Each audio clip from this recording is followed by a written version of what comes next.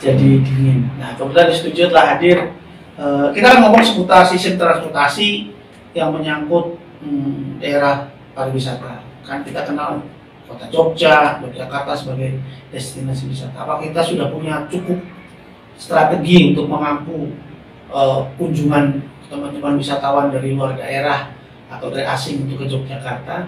Dan kemudian di studio hadir juga Mas Didi. Mas Didi namanya siapa? Mas? Didi Adianto. Didi Adianto. Beliau adalah dari Serikat Pekerja Pariwisata, dari sektor pariwisata. Kemudian yang ini Mas Denny. Dari Prasetyo Nugroho dari Pustra UGM. Mas Denny Prasetyo Nugroho dari Pustra UGM. Artinya Pusat Studi Transportasi dan Logistik. Nah, transportasi dan logistik, nanti kita tanya foto transportasi dan logistik apa.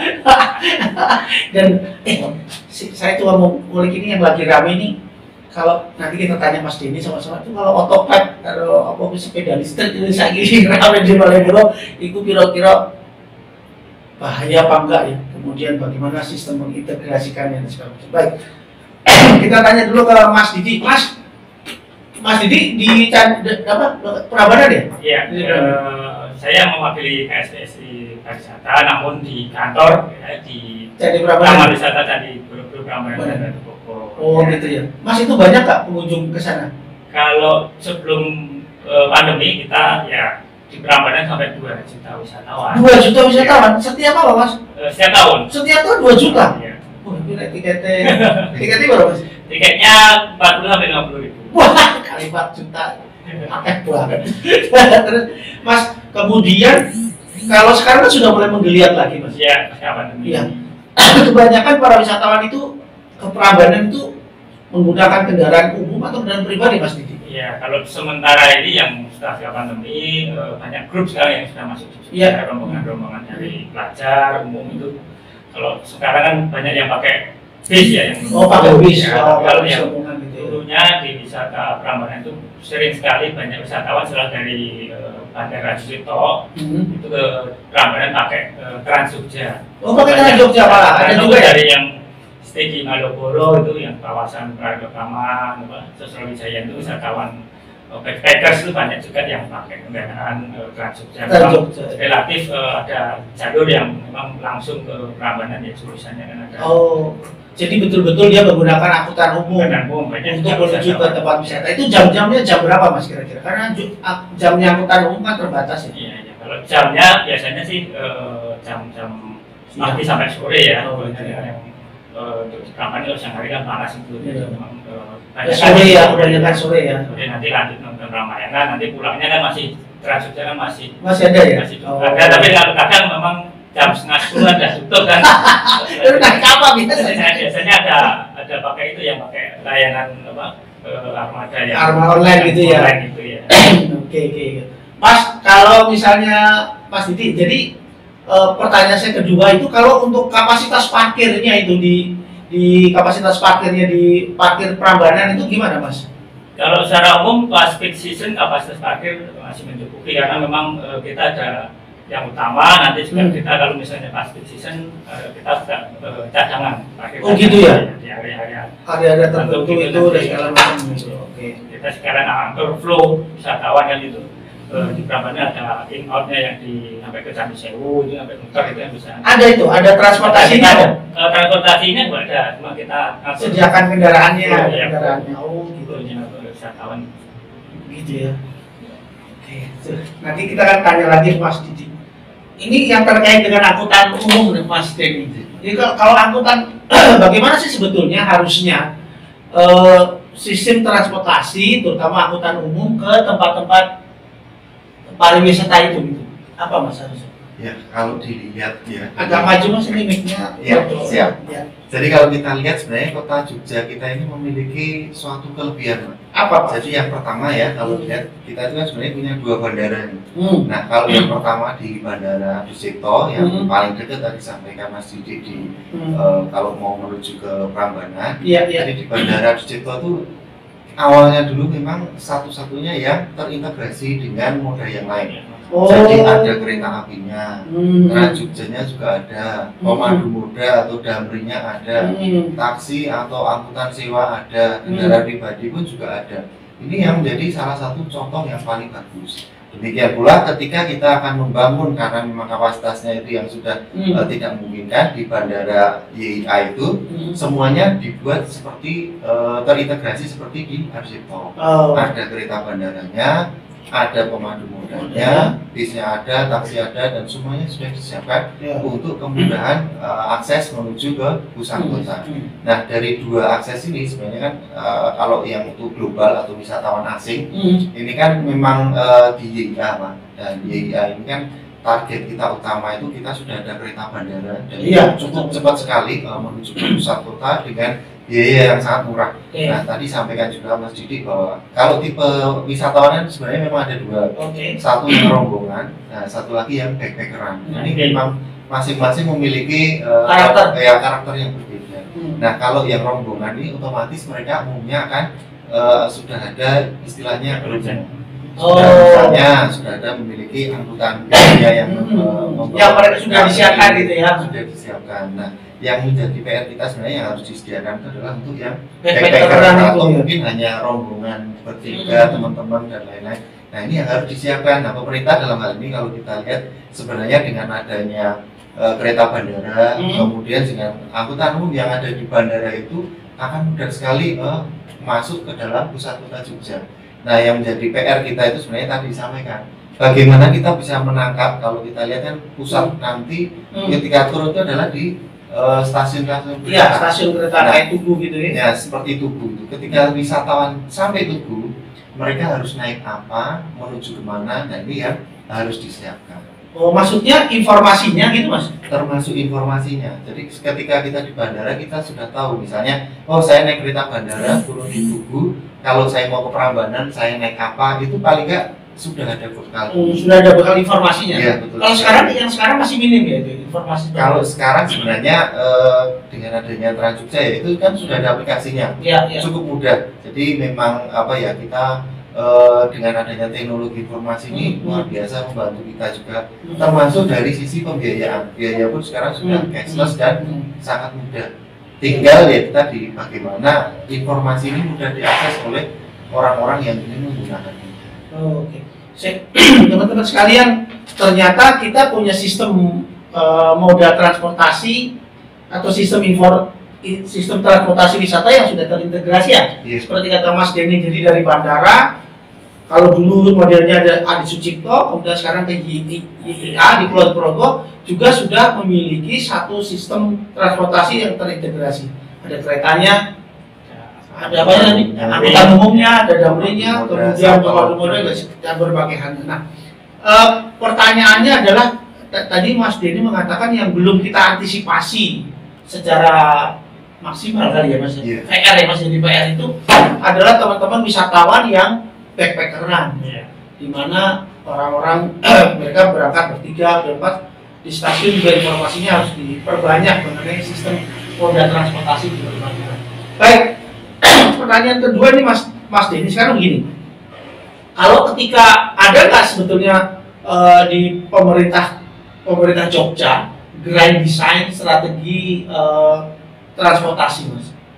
Kalau kita mengacu ke rencana induk transportasi DIY, sebenarnya kan sudah ada dari teman-teman dinas perhubungan DIY itu, mereka sudah memiliki rencana induknya. Jadi seberapa besar nanti jangkauan layanan. Nah, kalau yang sekarang ini kan kita dibantu, jadi selain Trans Jogja itu ada 3 jalur lagi yang namanya mungkin kalau kita lihat namanya teman bus. Ada teman bus. Jadi teman bus itu memang sistemnya adalah by the service. Jadi sistem layanan yang diberikan itu tetapi pengelolaannya berbeda. Jadi kalau Trans Jakarta itu dikelola oleh pemerintah DIY, kalau yang teman bus ini oleh pusat, dari Kementerian Pusat. Oh, ada Mas, di Jogja ada ya? Di Jogja itu ada 3 rutenya. Jadi satu melawan dari Ngabean sampai ke Gamping, kemudian yang sampai ke Kaliurang itu ada. Jadi ada 3. Dan warnanya apa? Saya masa belum pernah lihat. Sebenarnya sama-sama Trans Jogja ya kalau kita lihat. Sama-sama Trans Jogja. Cuman mereka menyebutnya dengan nama teman bus. Pernah juga sampai ke Prambanan nggak? Enggak sampai Ya, jadi dia itu aksesnya misalnya kan Udah dari baru ya. terminal Concat sampai ke Pakem. Kan Oh. selama ini kalau kita lihat kita mau ke Kaliurang nih, kan nggak ada kita mau naik apa. Iya, iya. Nah, yang mungkin ya ke depan tuh yang menjadi PR misalnya Jogja ini kan kalau dilihat pariwisata cukup banyak, Pak. Baik, destinasi Mau wisata wisata. religi ada, wisata budaya ada, wisata gunung ada, wisata pantai ada, wisata kuliner apalagi gitu. Iya, iya, iya. Nah, cuman yang ke arah selatan dan yang lain ini kan yang masih belum, ini yang Hmm. perlu kita perhatikan. Apalagi kalau kita lihat DIY ini pantainya luar biasa. Cuman ketika Kalau Gunung Kidul belum ada sampai ke sana ya? itu memang belum ada, Pak. Ketika kita ditanya, lo kalau mau ke sana naik apa? Kan kita belum ada ini layanan sampai ke sana. Ini yang menjadi istilahnya mari kita harus persiapkan nih kalau kita memang ingin mengajukan pariwisata khususnya di pantai harus ada nih layanan yang menuju ke sana. Nah, ini yang menjadi PR ini kalau kita lihat ya di sini. Jadi memang gini Mas, jadi destinasi-destinasi wisata yang ada di Jogja yang banyak dikunjungi setidaknya memiliki transportasi umum ya Iya. sampai ke sana Terhubung, gitu, gitu ya, terhubung dengan transportasi termasuk ke Prambanan juga gitu ya. ke depan juga bisa ke pantai selatan karena memang potensi. Kalau mau Ratu Bogor naik apa? Karena di Bogor biasanya itu dia dari shuttle dari Prambanan ke Shuttle tapi miliknya PT kami ya. gitu. Memang. Baik, baik. Kalau sekarang memang ada apa? Angkutan-angkutan umum kita belum sampai ke sana ya. Iya. Ada beberapa syarat Gunung Kidul aja belum bisa terjamah ya. Iya, karena memang lintas ya. Dan kalau kita lihat sebenarnya konsep-konsep angkutan umum seperti Trans Jogja ini kan melayani untuk perkotaan. Nah, kalau kita lihat perkotaan kan memang harus ada batasnya, delineasi kira-kira yang bisa dilewati atau dilayani oleh angkutan umum ini kan khusus perkotaan. Misalnya kalau kita lihat memang Dalam seluruh itu ya. kota Jogja, sebagian Sleman, sebagian Bantul itu yang dilayani. Nah, untuk yang ke lain-lain ini harusnya memang ada feeder istilahnya atau pengumpan-pengumpannya. Oh, ada feeder ya. Pemda-pemda inilah yang nantinya harus diikut sertakan. Misalnya ke arah selatan, nah ini teman-teman dari Bantul atau Gunung Kidul, kira-kira ada nggak yang bisa melanjutkan dari titik tadi henti dari Tapi dari Pemda itu sendiri ya Mas ya yang melakukan itu ya? ya, karena kalau kita lihat sebenarnya kan kita punya yang namanya dulu tuh ada AKDP, angkutan kota dalam Antar provinsi, kota ya dalam antar kota dalam provinsi. Nah ini kan cuman sekarang ini posisinya di mana ini antara hidup atau enggak ini kan kasihan sekali kalau kita lihat memang posisi Jadi dalam barang kritis kan dulu ada ya sampai Iya, sampai dulu ke pantai ada. barang kritis ya. betul sekali. Termasuk Kaliurang dulu juga Ya, lama-lama Terbang Kaliurang itu ada ya. Betul. Iya. Yang Tapi itu sekarang dibutuhkan nggak Mas Denny? kalau kita lihat sebenarnya kan namanya pemerintah kan harus menyediakan suatu layanan ya kepada masyarakat. Nah yang menjadi PR itu seperti ini Pak, kayak layanan teman bus ini kan sudah ada gratis lagi. Tapi kok yang masyarakat nggak mau naik ini yang menjadi PR juga ini. Teman bus itu. Iya, Oh gratis Mas? selama pandemi kemarin masih gratis. Oh digratiskan memang ya? Gratis kan, tapi ya itu tadi Oh, peminatnya iya, kenapa masih sedikit? Dari informasi ya. Iya iya iya. Kalau sampai ke baik, Mas. Sekarang saya kan masuk ke lebih dalam lagi. Jadi gini, teman-teman UGM punya catatan nggak Mas? Terutama di Pustral terhadap sistem transportasi, manajemen transportasi di Kota Jogja. Karena kan begini Mas, yang kita lihat ini fenomenanya Malioboro ini macet. Ya. Terutama kalau misalnya hari libur, Sabtu Minggu ini, wal macetnya pol. Nah, jadi kadang-kadang dari Tugu ke Malioboro wes ngantek. Nah, kemudian juga sekarang ini ada banyak rute-rute apa jalan-jalan yang dirubah menjadi searah. Nah, kalau catatannya dari teman-teman Pustral apa Mas terhadap sistem manajemen transportasi yang ada di Kota Jogja, terutama kan Malioboro itu pusat ini. Kalau kita lihat ya sebenarnya kan yang menjadi macetnya itu kan karena tingginya penggunaan pribadi tadi. Tingginya penggunaan kendaraan pribadi. Tadi kalau misalnya kita udah siapkan ya mulai dari pintu aksesnya kan mulai dari bandara, kemudian dari stasiun-stasiun kita siapkan yang bagus. Itu kan intinya biar orang kalau saya misalnya ya dari Jakarta, dari Bandung, teman-teman dari lain mau ke Jogja, selama ini naik angkutan susah. Tapi kalau mindset mereka tiba-tiba sekarang enak nih mudah naik apa-apa sudah tersedia. Nah itu daripada mereka naik kendaraan pribadi yang istilahnya ya capeknya, mahalnya dan waktunya itu kan pasti akan beralih. Nah yang menjadi kendala itu kita harus antisipasi juga. Ini kan sebenarnya ada satu rencana terkait dengan jalan tol Ya, yang masuk ke ya. Jogja. Hari ini groundbreaking itu. Nah itu, kalau ini kan mau nggak mau kan orang jadi lebih mudah lagi ke Jogja dengan kendaraan Pribadi. Ini yang harus kita antisipasi nih. Kira-kira kalau kita istilahnya kita sediakan jalan nih lebih mudah lagi nih, jaraknya dapat, kemudian waktunya juga lebih cepat. Tetapi jadi timbul masalah baru. Nah, dari sisi transportasi kan sebenarnya Ya. semakin banyak kendaraan pribadi itu akan bermasalah karena kapasitas jalan kita kan sangat terbatas sekali, Pak. Nah ini yang menjadi PR nih, kita harus siapkan ini strategi apa yang istilahnya bisa tidak mengganggu tadi di Malioboro. Nah salah satunya mungkin kalau kita bisa mencegatnya itu di titik-titik masuk itu dengan istilah park and ride itu tadi. Park and ride ya. Park and ride. Jadi mereka ketika berhenti di situ akan langsung ditangkap oleh angkutan umum feeder-feedernya. Oh jadi misalnya, misalnya ada satu kantong-kantong parkir gitu Pak? Di luar, jangan sampai dia itu masuk ke kota kita. Oh, jadi penyiapan kantong-kantong parkir untuk kendaraan-kendaraan supaya dia tidak masuk ke dalam kota sehingga akan membuat kemacetan. Begitu Mas? Iya. Oh. Tapi jadi pertanyaan juga Mas, apakah kantong-kantong parkir kita itu mampu itu menampung jumlah wisatawan? Karena kemarin yang pernah dicoba adalah jumlah bis wisatawan saja, jumlah bis pariwisata aja yang masuk ke Jogja itu kan sangat luar biasa, nggak bisa walaupun sudah dicegati di berbagai itu harusnya seperti apa, termasuk bis pariwisata itu gimana Mas? Harusnya. Kalau bis kan sebenarnya apa ya istilahnya, kalau kita membandingkan antara bis dengan misalnya satu bis kan isinya 30 nih, daripada dia setiap orang menggunakan 30 mobil, itu kan sebenarnya lebih bagus dia itu menggunakan bis tadi. Jadi kalau program-program dengan adanya bis itu sebenarnya dari sisi penggunaan ruangnya nanti kan dia jauh lebih efektif daripada mereka naik kendaraan pribadi sendiri-sendiri. Misalnya kita berempat dan ada 4 mobil, kan lebih baik semuanya dari satu kendaraan. Nah yang perlu kita dorong itu kan sebenarnya tadi bagaimana kita itu transportasi umum yang ada di kita saat ini, baik itu mulai dari tadi angkutan udara, kemudian kereta api dan bis, yang terminalnya pun juga harus berbenah nih, karena memang kalau kita lihat terminal kita ini PR-nya cukup besar. Nah, terminal sana ya? Terminal kita yang tipe A itu kan juga yang bermasalah di Giwangan ya, terminal Giwangan. Kemudian kalau kita lihat sebenarnya posisi yang di Jombor itu Pak, itu kalau dari sisi ya ini antara fungsi dengan status. Kalau statusnya kan tipe B, itu hanya dimiliki oleh Pemda, sebenarnya kan DIY. Kalau di undang-undang kan hanya melayani AKDP. Tapi kalau kita lihat itu kan akses luar biasa dari luar kota masuk ke situ. Ke Jombor itu juga. Ke Jombor. Jadi memang ada. Ya harusnya tipe apa Mas Jombor? Sebenarnya kalau tipe itu nanti lihat dari luasannya susah Pak. Kalau kita melihatnya lebih baik kita itu kalau dari sisi transportasi itu fungsinya. Okay. Fungsinya kan semuanya jangan terbatas kayak administrasi ya.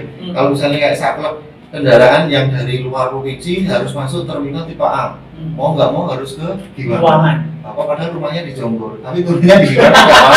Jadi kan itu yang harus kita apa istilahnya, orang biar nggak, wah saya harus ke sana jauh sekali padahal tujuan saya ke sana. Nah, ini kadang-kadang kita itu fungsi yang sebenarnya lebih penting itu kalah dengan tadi tipe-tipe statusnya. Berarti nggak perlu tipe-tipe dong. Nah itu yang penting kan tujuannya kan layanan Pak. Nah kemudian orang kan menyiapkan gini loh Mas, kebijakan pemerintah atau kebijakan publik itu menyiapkan sesuatu sarana atau prasarana itu dengan ada standarnya gitu. Iya. Nah kalau Jombor ini, katakanlah terminal Jombor ini itu disiapkan apakah itu disiapkan untuk dengan kepentingan yang lebih besar dari kapasitas itu? Kalau kita lihat dari luasan sebenarnya tidak cukup besar ya. Iya. Itu sayang sekali memang kalau dari luasan makanya nggak bisa menjadi suatu tipe A. Tapi dari sisi fungsi dia itu kan luar biasa strategis karena menangkap dari arah utara. Demikian misalnya dari Wates yang dari arah barat, kemudian yang dari arah timur ini sebenarnya di Prambanan itu bisa kita manfaatkan secara fungsi ya. Nah tapi kalau kembali lagi nanti kalau luasannya harus sekian, ini nanti ujung-ujungnya ya adanya terminal tuh jauh sangat tidak ideal di luar sana aja. Nah ini permasalahannya apa ketika contoh ini studi kasus teman-teman, terminal Jombor itu. Terminal Jombor itu dengan luasan yang dalam tanda petik terbatas, dengan arus yang dari berbagai arah itu, dengan berbagai kendaraan lah katakanlah itu akan timbul masalah apa Mas Denny? Kalau masalah Dalam pengamatan studi ini, masih akan timbul apa gitu?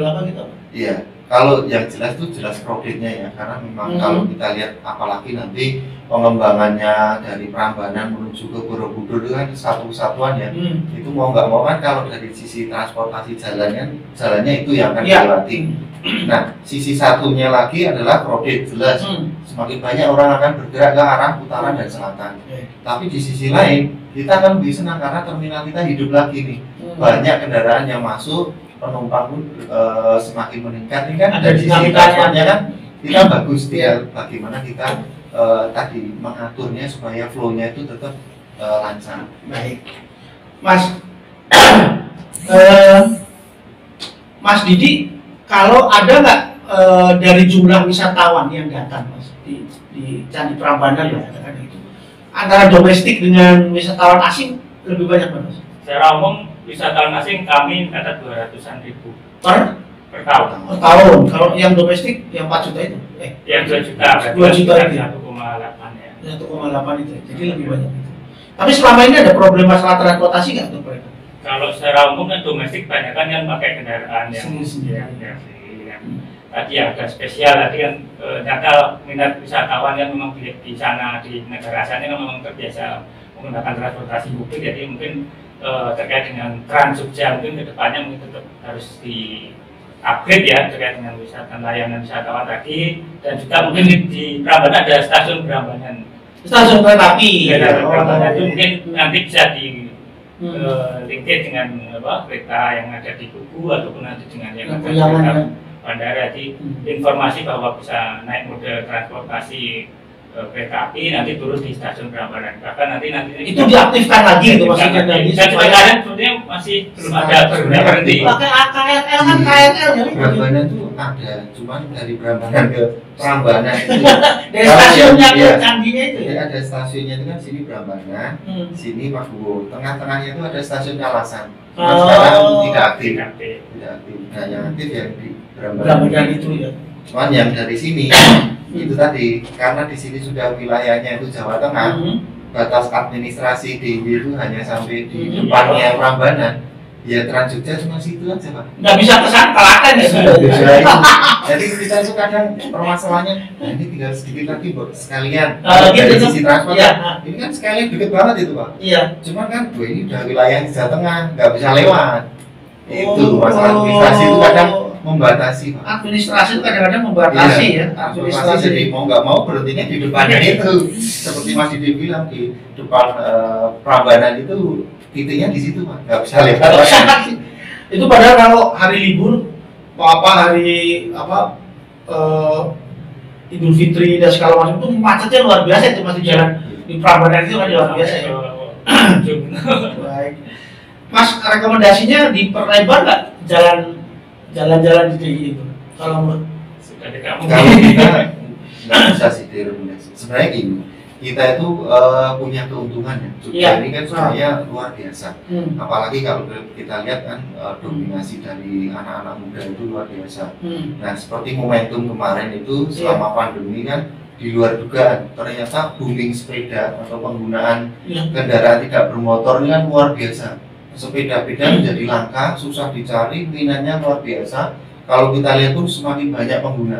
Kalau kita lihat kan ini luar biasa, bagus itu dari sisi transportasi. Yang pertama jelas mengurangi emisi. Yang kedua, ini kan minat orang akan lebih banyak menggunakan kendaraan yang tidak bermotor. Apalagi kalau kita lihat di KRL atau di Trans Jogja pun sebenarnya dengan membawa sepeda lipat boleh ya. Itu kan membuat orang menjadi tertarik lagi. Jadi memang ya kalau bisa infrastruktur kan memang segini-gini aja kita ini. Nah, kita galakkan lagi nih dua ini. Kalau memang teman-teman akan dibangkitkan, mari kita bangkitkan lagi penggunaan yang non motorized sama angkutan umum. Ini kan luar biasa. Karena kalau lihat sejarahnya itu kita itu kota sepeda, Pak. Oh gitu. Jadi Iya memang luar biasa. Nah, ini harus kita dari Bantul itu kalau pagi kan luar biasa itu. Nah, Mas, saya mulai agak masuk lagi gini loh mas. Jalan Malioboro itu kan menurut Mas Denny itu sistem buka tutup itu yang sekarang dilakukannya kalau jam sekian kan ditutup gitu. Itu efektif nggak pas untuk itu. Kemudian yang kedua penggunaan itu loh mas, sekarang ada otopet, ada apa, skuter listrik dan segala macam. Itu kan ada di Malioboro dan segala macam, itu keliling-keliling. Itu dari segi strategi manajemen transportasi di tempat wisata gitu, menurut Mas Denny seperti apa tadi dua pertanyaan? Ya baik Pak. Jadi kalau kita lihat sebenarnya namanya kebijakan itu pasti ada pro dan kontra. Itu di mana-mana pasti ada. Tetapi kalau yang memang tujuan kita itu kan ke depan Malioboro ya, mungkin dari Tugu sampai ke Malioboro itu akan jadi etalase kota kita atau pusatnya kita itu, ya mari kita sama-sama kita dorong. Kan memang semuanya itu butuh proses ya. Kalau ke depannya memang seluruh kendaraan yang motor kan tidak boleh lewat situ kecuali angkutan umum. Nah itu nggak masalah. Jadi kalau mau ke sana ya mau nggak mau pakai angkutan umum. Meskipun saat ini kita masih menggunakan bahan bakar yang fosil ya, Pak.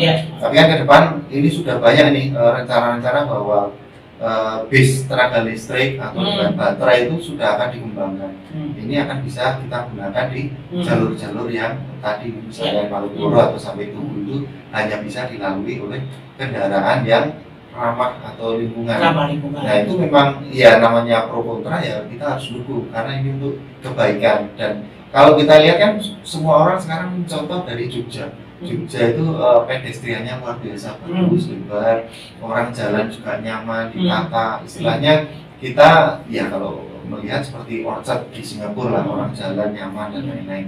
Nah itu yang terkait dengan kalau dari sisi transport ya akan lebih baik diutamakan yang kendaraan angkutan umum itu tadi Pak, yang Malioboro ya kita yang sekitar Malioboro itu memang yang di mana-mana itu sama kasusnya. Yang namanya orang yang menggunakan kendaraan pribadi pasti akan dipersulit. Bahkan di negara-negara tetangga itu sangat dipersulit sekali. Sudah bayarnya mahal, parkirnya mahal, bensinnya pun juga pasti mahal. Jadi orang akan berpikir, terus saya naik apa? Naiklah angkutan umum. Sudah disiapkan pemerintah dengan baik, ya mari kita gunakan. Itu yang pertama. Kemudian yang kedua terkait skuter listrik. Ya, ini sebenarnya tidak hanya di Malioboro ya, hampir di semua tempat wisata itu ada. Nah, yang masalahnya itu adalah kita itu kan belum ada aturan yang secara resmi mengatur hal tersebut. Nah, kita itu sebenarnya ya kalau kita lihat dari sejarah kita terlambat itu seperti ngatur Gojek itu Pak, atau ngatur becak bermotor. Itu kan nggak ada aturannya. Kita terlambat membuat kebijakan, jumlahnya sudah banyak. Akhirnya kita akan kesulitan untuk mengaturnya, karena memang kalau di dalam aturan kan penggunaan ruang jalan itu kan ada aturannya ya Pak yang harus ditaati. Nah ini yang belum terakomodir nih, sehingga ya dari sisi keselamatan dan keamanan jelas itu kan tidak safety sama sekali, kecuali memang ada jalur khusus yang disediakan, itu nggak masalah. Kalau sekarang kan memang semuanya bisa lawan arus segala macam itu berbahaya. Sangat-sangat. Tapi belum ada aturannya. Belum ada. Kira-kira ada rekomendasi itu? Nah itu rekomendasi pemerintah harus segera dibuat aturan ya. Mas, ini yang terakhir nih. Ini kan nggak terasa udah hampir 30 menit. Jadi gini Mas. Jadi dalam catatan saya itu jumlah angkutan roda 2 motor itu di sini itu dalam catatan saya itu ada 1,8 juta. Jadi hampir luar biasa. Kalau penduduk Jogja 3,6, separuhnya sudah motor. Kan karena setiap rumah itu motornya nggak cuma satu toh Mas, itu mungkin ada 2 gitu, 2 atau 3 bahkan 3 tuh. Anaknya sekolah loro ya, motornya loro, bapaknya siji, ibunya siji, ini kan jadi 4. Nah ini menimbulkan masalah parkir 1, kemacetan 2. Menurut saya, apakah tanggapannya Mas Denny begini? Ketika di Jakarta Mas, itu kan orang tidak boleh parkir sembarangan sekarang. Jadi kalau orang parkir sembarangan digembok, mau digeret, mau digerek. Nah, Jogja sudah perlu belum Mas aturan seperti itu Mas? Jadi kalau lihat agak radikal itu ya. Jadi kalau tadi mungkin datanya itu adalah data yang tercatat ya Pak. Iya, betul. Ya, di DIY. Kalau kita lihat kembali lagi bahwa DIY kan sebenarnya yang datang dari luar itu kan nggak tercatat. Jauh lebih banyak lagi. Plat luar yang ke sini, itu kan otomatis nggak tercatat. Kita nggak tahu nih jumlahnya. Kan nggak ada yang tahu nih jumlahnya yang plat luar ini. Kalau dilihat dari data dimanapun nggak ada, dari akar itu aja masuk ya. Itu nggak tercatat, apalagi kita itu sebagai dulu mata pelajar Pak, orang datang ke sini bawa sendiri, dan itu kan polisi juga nggak bisa nyatat, karena misalnya kalau catatan ini kan yang membayar pajak, dan pajak ini hanya penduduk DIY, yang non DIY ini yang kita nggak tahu, ini luar biasa menjadi PR kita bersama. Nah, tadi terkait dengan kebijakan radikal itu loh, kalau parkir sembarangan itu pernah diterapkan Pak. Jadi yang di rumah sakit apa namanya Panti Rapi, depannya UGM, itu kan ada marka yang berbiku-biku, itu ada di situ sudah digembok itu. Tapi ketika tanya teman-teman di dinas perhubungan yang di bagian tilang itu, jumlah yang digembok dengan gemboknya itu kalah banyak Pak. Akhirnya ya kita itu antara ini kebijakannya ya gimana ya, kita susah juga. Ini antara apa namanya, ketika kita ingin tegas tapi ya kekurangan dari sisi ya personilnya juga kurang dan lain-lain. Karena secara aturan memang sudah dijelaskan ya bahwa marka itu tidak boleh tapi ini yang menjadi kendala juga. Oh gitu ya. Jadi itu belum diterap. Maksud saya, pertanyaan saya, perlu nggak itu di Jogja? Sudah pernah itu diterapkan. Nah, perlu nggak itu sudah? Jadi sebenarnya itu tadi Pak, kalau kita kembali, kalau sasaran kita jangka pendek ini kan agak susah Pak. Nah kita yang perlu memperhatikan adalah jangka panjangnya. Mulai pendidikan terlalu lintas ini. Edukasi. Ya, edukasinya itu tidak hanya sekarang lah Bapak kita lihat di tetangga kita itu kan anak-anak kecil sudah naik motor tuh, orang tua malah bangga, mana saya udah bisa makan dewe, nggak bisa dipampang. Padahal kita dulu ketika anak kecil atau ketika kita itu naik suatu kendaraan itu kan ada tanggung jawab besar ya di sini. Entah dia akan nabrak sendiri atau nabrak orang, kan kita memberikan tanggung jawab kepada si pengguna. Nah ini yang kadang kita lupa bahwa kita itu tidak hanya naik motor sudah bisa dan lain-lain. Nah, pendidikan seperti itu yang sangat penting dan kita kadang lupa. Aduh, teman-teman gak kerasa ini kita ngobrol 30 menit loh Mas tuh. Lebih 30. Tapi ada beberapa poin yang saya catat di sini adalah bahwa dari Mas Didi itu bahwa tempat pariwisata itu memerlukan satu sistem transportasi yang terpadu walaupun dia lintas wilayah. Jadi ada semua moda transportasi terpadu itu juga harus ngeling ke tempat-tempat pariwisata, sehingga itu akan lebih banyak membantu memudahkan wisatawan. Kemudian dari Mas Denny ini bahwa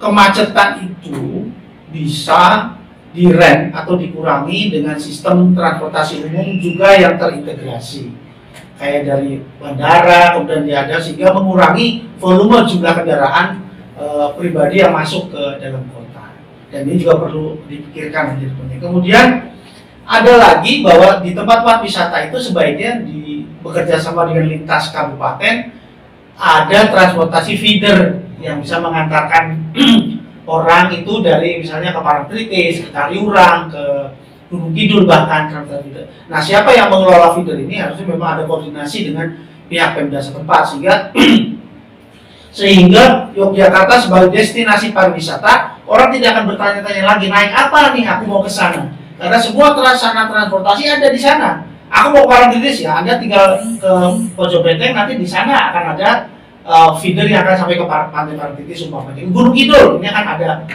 dan itu menjadi terintegrasi. Menarik sekali. Kemudian yang berikutnya adalah sebagai sebuah tempat untuk pintu masuk ke dalam wilayah, terminal ini menjadi bagian penting bagi sebuah wilayah. Contoh terminal Jombor yang demikian trafiknya padat, sehingga itu perlu diperhatikan berbagai kesiapan untuk menampung daya tampung terminal itu sebagai tempat datang, masuk dan keluarnya bis-bis atau kendaraan-kendaraan dari luar kota. Kemudian digagas juga adanya perlunya ada park and ride. Jadi artinya ini juga satu gagasan di mana ada tersedia satu tempat yang luas untuk tempat parkir kendaraan-kendaraan luar kota yang kemudian diterima oleh moda transportasi yang ada untuk dalam kota sehingga menuju ke tempat-tempat wisata. Sehingga ini sangat memudahkan untuk mengurangi volume dan kemacetan ada di kota. Nah, ada hal lain yang cukup penting adalah bahwa satu kebijakan menuai pro dan kontra termasuk yang ada di Malioboro. Nah, kalau terkait dengan nyulik sedikit terkait dengan keberadaan otopet dan sepeda listrik yang sekarang ada itu di dalam undang-undang dan dalam peraturan itu belum ada yang mengatur, tapi itu berbahaya. Itu berbahaya Mas, karena dia tidak punya aturan mau lewat mana segala macam. Dikonfirmasi dengan dikombinasikan dengan kepadatan yang ada di kota Jogja. Tapi itu memang harus dikaji ulang. Nah, teman-teman sekalian, kepadatan di kota Jogja ini termasuk kendaraan roda 2 itu memang harus disikapi, terutama pada kemacetan dan parkir.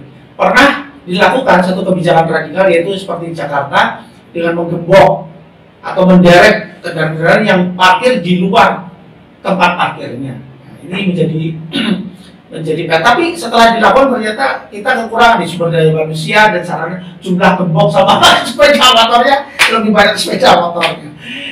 Kemudian yang paling penting adalah yang saya garis bawahi adalah ada mindset edukasi kepada masyarakat dan mindset kita semua menyadari bahwa ini tempat wisata, sehingga berbagai peraturan, berbagai kegiatan juga harus mendukung kepariwisataan, termasuk jalur-jalur transportasi, sarana dan prasarana yang ada. Saya pikir itu ya Mas, menjadi sangat penting ya. Kalau ada nggak PR yang mendesak buat kota Jogja Mas? Yang mendesak dari Pustral? Kalau mendesak itu tadi, kalau sebenarnya kan selain edukasi ada kampanye, mari kita galakkan lagi untuk penggunaan non motorized sama angkutan umum. Oh, baik dari Mas Doni yang paling mendesak adalah ayo kita sama gunakan angkutan umum Mas ya. Sama si orang bensin nih. Sama non motorized. Sepeda, naik sepeda kita kembalikan, jadi ada kawasan khusus sepeda saja mungkin seperti itu. Mas Didi ada catatan nggak? Ya, untuk pasca pandemi harapannya kan kota Jogja jadi secara khusus wisatawan sudah mulai masuk. Mungkin Lebaran juga mungkin nanti kita menghadapi kemacetan yang sama. Gitu ya. Volume wisatawan yang memang karena posisi kota Jogja ini kan di tengah-tengah, dari wisatawan dari Jakarta dari mana-mana cukup 6 jam, dari Surabaya cukup sekitar 4 jam, jadi mungkin destinasi yang sekarang mulai tren kan di pantai, jadi mungkin di area Patok itu nanti kedepannya sangat harus diseriusi itu karena memang minat wisatawan yang paling utama yang di pantai, nanti yang di area kami ada daerah Tambun dan sekitarnya itu ada yang mulai sekarang keren kan, ada Obelix, dan sebagainya itu juga jadi salah satu destinasi yang di kawasan yang sedang berkembang. Jadi mungkin kedepannya ya terkait dengan transportasi kita PR bareng-bareng nih antara pelaku juga nanti pemerintah menyiapkan sarana prasarana untuk menjadi wisatawan jadi lebih betah di Jogja ya. Memang salah satu pendapatan daerah dari sektor pariwisata. Baik. Ya, satu catatan yang juga penting ini adalah sekarang ini sedang dibangun jalan tol. Yang mempermudah, justru mempermudah kendaraan umum dan pribadi masuk ke Jogja. Ini jadi PR penting juga nih, catatan dari Mas Denny dari Pustral UGM adalah bahwa ini kalau tolnya jadi orang lebih mudah masuk, itu harus diantisipasi apa sih dan sistem manajemen transportasi untuk Jogja dan sekitarnya, karena kan menjadi lebih mudah masuknya segala macam. Baik teman-teman sekalian, terima kasih. Tidak terasa sudah hampir 1 jam. Sampai ketemu lagi, salam tim Jogja. Mas.